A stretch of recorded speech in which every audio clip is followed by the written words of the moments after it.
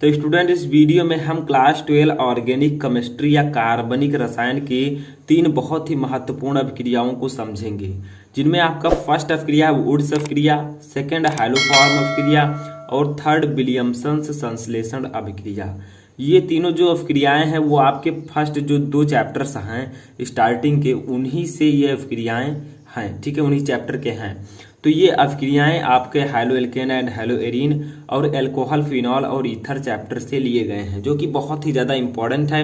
तो अगर आप इस चैप्टर को पढ़ रहे हैं या बोर्ड एग्जाम की तैयारी कर रहे हैं तो इस वीडियो को लास्ट तक देखते रहें। एनसीईआरटी बेस्ड ये वीडियो है। तो देखिए, सबसे पहले हम डिस्कस करेंगे वुड्स अभिक्रिया क्या होती है। तो वीडियो अगर पसंद आता तो वीडियो को लाइक जरूर कीजिएगा। तो देखिए, वुड्स अभिक्रिया क्या होती है, तो इसको आपको सबसे पहले मैं बताऊंगा कि ये होती क्या है, उसके बाद में हम इसका समझेंगे रिएक्शन। ठीक है, तो सबसे पहले समझ लेते हैं वुड्स अभिक्रिया क्या होती है। तो देखिए, जब एल्किल हाइलाइड की सोडियम धातु से क्रिया शुष्क ईथर की उपस्थिति में कराई जाती है तो एल्केन बनती है, और इसी अभिक्रिया को हम वुड्स अभिक्रिया कहते हैं। ठीक है, तो देखिए क्या कहा गया है यहाँ पर कहा गया है कि जब एल्किल हाइलाइड क्या होता है, आर एक्स प्रकार के जो यौगिक होते हैं वो एल्किल हाइलाइड कहलाते हैं। ठीक है, आर आपका एल्किल है, एक्स है हाइलाइड।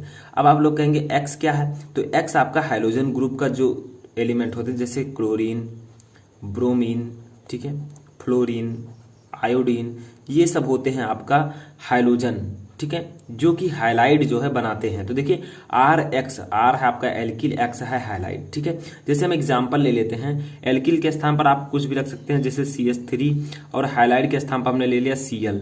तो इनको जब हम लिखेंगे तो ये आपका हो जाएगा मेथिल क्लोराइड या फिर एल्किल हाइलाइड, इनको हम कह सकते हैं। ठीक है, तो देखिए, एल्किल हाइलाइड की जब सोडियम क्या है, सोडियम आपका Na है। ठीक है, इससे क्रिया कराई जाती है किसकी उपस्थिति में, शुष्क ईथर की उपस्थिति में, तो एल्केन बनती है।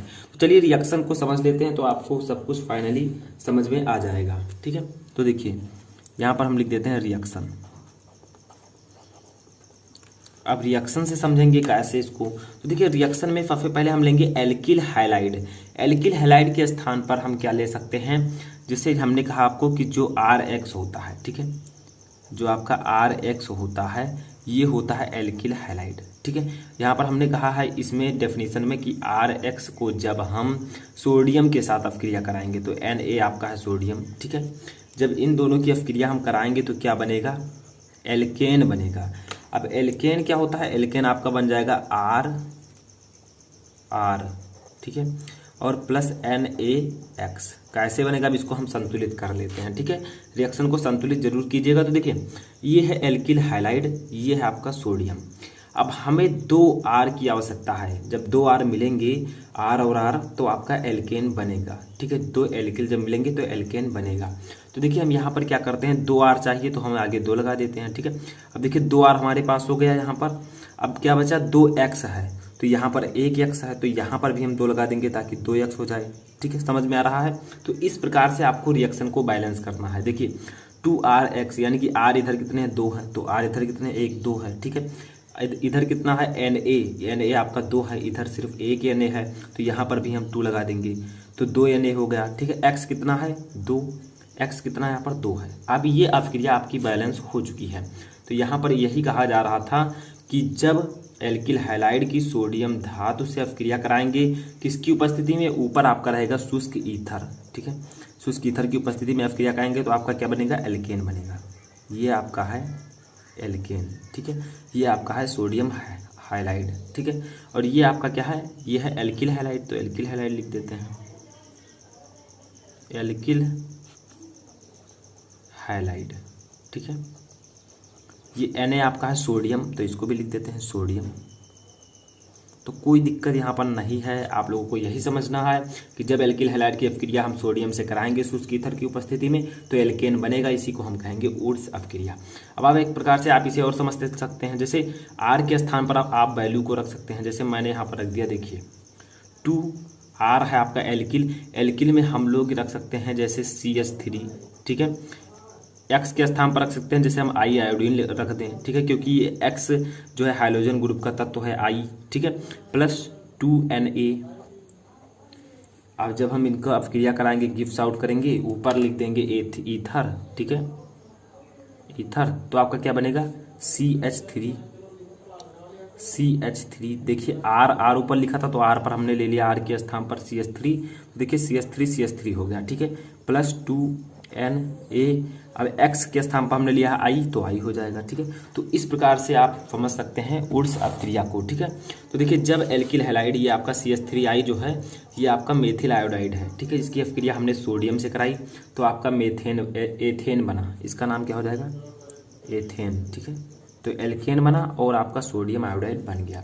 तो ये आपका है रिएक्शन और इसको मैंने क्या किया है, इसमें परिवर्तित कर दिया है, ठीक है। दोनों आपका इसका एग्जाम्पल है। इसके बाद में देखिए आप, इसके बाद में हमारा जो दूसरा रिएक्शन है वो है हाइलोफॉर्म अपक्रिया। हाइलोफॉर्म अपक्रिया क्या होती है तो इसको भी समझ लेते हैं।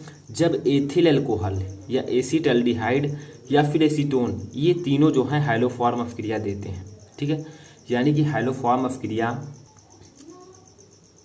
जो होती है, ठीक है, इसको एथिल अल्कोहल, एसीटल्डिहाइड तथा एसीटोन, जिनमें क्या होता है, जिनमें ON2 या फिर ऑल2 लगा होता है, इस प्रकार के यौगिक हाइलोफॉर्म अपक्रिया देते हैं, ठीक है। तो इतना आप लोग याद रखिएगा, ये तीनों हाइलोफॉर्म अपक्रिया देते हैं।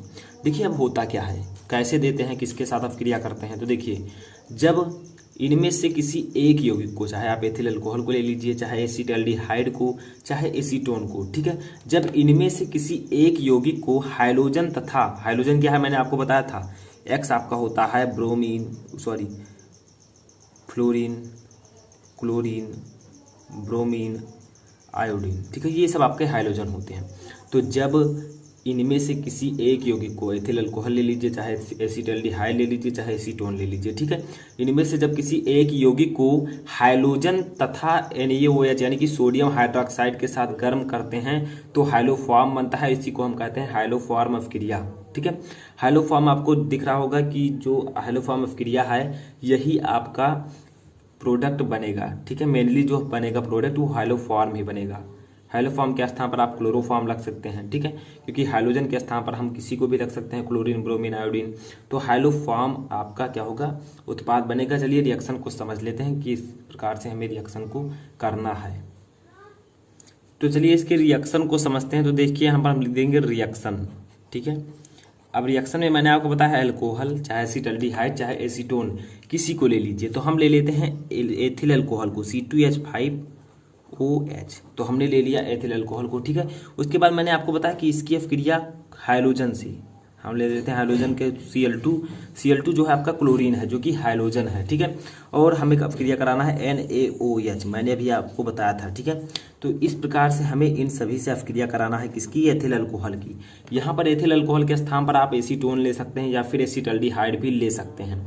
तो जब एथिल अल्कोहल की क्लोरीन के साथ और NaOH के साथ अपक्रिया कराई जाती है तो हाइलोफॉर्म बनता है, इसी को हम कहते हैं हाइलोफॉर्म अपक्रिया, ठीक है।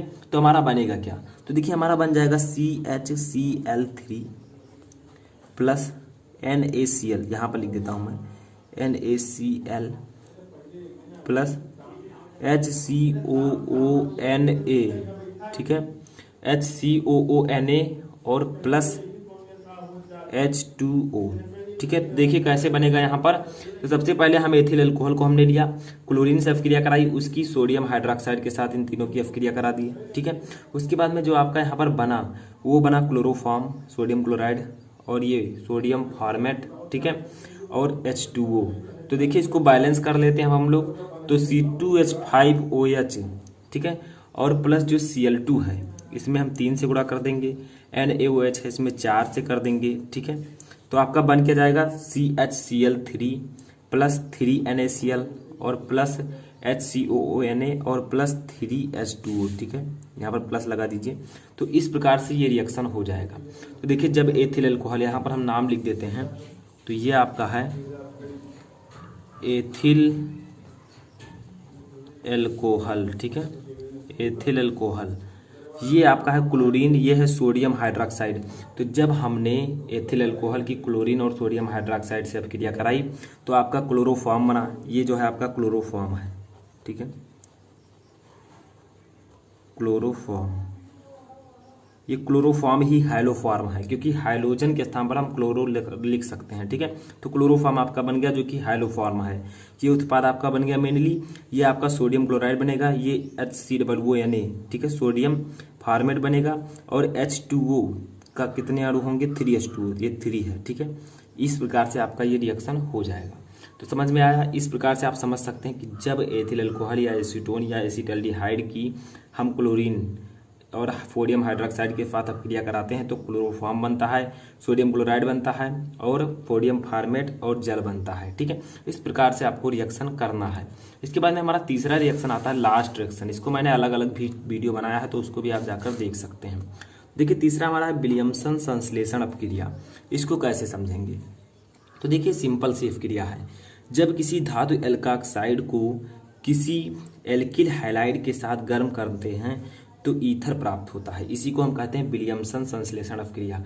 यानी कि कोई धातु एल्काक्साइड है, ठीक है, और उसकी अपक्रिया हमें करानी है एल्किल हैलाइड। एल्किल हैलाइड क्या है, मैंने आपको बताया था RX, R है एल्किल, X है हैलाइड, ठीक है, के साथ गर्म करने पर ईथर प्राप्त होता है। इसी अपक्रिया को हम विलियमसन संश्लेषण अपक्रिया कहते हैं। अब धातु एल्काक्साइड जो है, इसके स्थान पर हम धातु क्या लेंगे, सोडियम ले लेंगे, एल्कोक्साइड को एथॉक्साइड ले लेंगे। तो जब सोडियम एथॉक्साइड को एथिल आयोडाइड, एल्किल हैलाइड के स्थान पर हमने ले लिया एथिल आयोडाइड, ठीक है, के साथ गर्म करते हैं तो डाई एथिल ईथर बनता है, ठीक है। तो ये तो आपका जो है केमिकल डेफिनेशन है, ठीक है, और ये मैंने इस पर अप्लाई कर दिए हैं कंपाउंड को। इस प्रकार से आपको रिएक्शन समझना है। तो चलिए रिएक्शन को समझ लेते हैं। तो यहाँ पर आपका हो जाएगा रिएक्शन।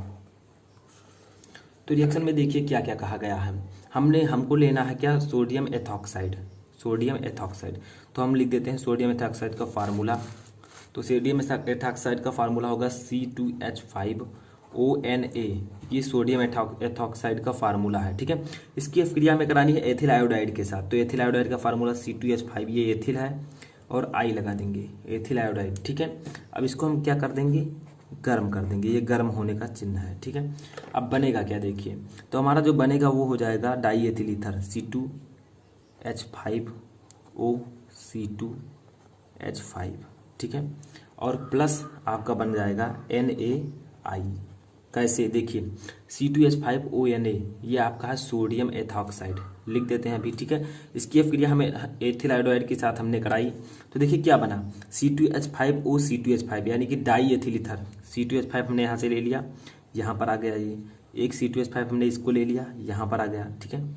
O हमने ले लिया, यहाँ पर आ गया। तो बचा क्या, Na यहाँ पर बचा और I यहाँ पर बचा। तो इसको हमने यहाँ पर रख दिया, ठीक है। तो ये रिएक्शन आपका बैलेंस है। तो इसका नाम लिख देते हैं, ये है आपका सोडियम एथॉक्साइड, ठीक है। ये आपका है एथिल आयोडाइड, एथिल आयोडाइड। ये आपका है die ethyl ether, die ethyl ether, ठीक है। और ये जो लास्ट में आपका ये है सोडियम आयोडाइड। तो विलियमसन संश्लेषण अपक्रिया में जब किसी धातु एथॉक्साइड को, जैसे सोडियम एथॉक्साइड हमने ले लिया, इसकी अपक्रिया एथिल आयोडाइड या फिर एल्किल हैलाइड से कराई जाती है, तो इन दोनों को आपस में गर्म किया जाता है तो आपका डाई एथिल ईथर बनता है या फिर ईथर प्राप्त होता है। इसी अपक्रिया को कहेंगे हम विलियमसन संश्लेषण अपक्रिया। तो ये थे आपके इम्पोर्टेंट 3 जो रिएक्शन है वो, ठीक है। और इस रिएक्शन को मैं अलग अलग वीडियो में भी बता चुका हूँ, यानी कि एक एक वीडियो में एक एक रिएक्शन, तो उसको भी आप लोग सर्च करके देख सकते हैं। तो इस वीडियो में फिलहाल इतना ही। आई होप कि आपको ये वीडियो अच्छा लगा होगा और समझ में अच्छे से आ चुका होगा कि विलियमसन संश्लेषण विधि, ओट्स अपक्रिया और हाइलोफॉर्म अपक्रिया क्या होती है। तो इस वीडियो में फिलहाल इतना ही। वीडियो पसंद आया हो तो लाइक कीजिए, चैनल पर नए चैनल को सब्सक्राइब कीजिए, और कोई भी क्वेरी है तो आप मुझे कमेंट बॉक्स में बता सकते हैं।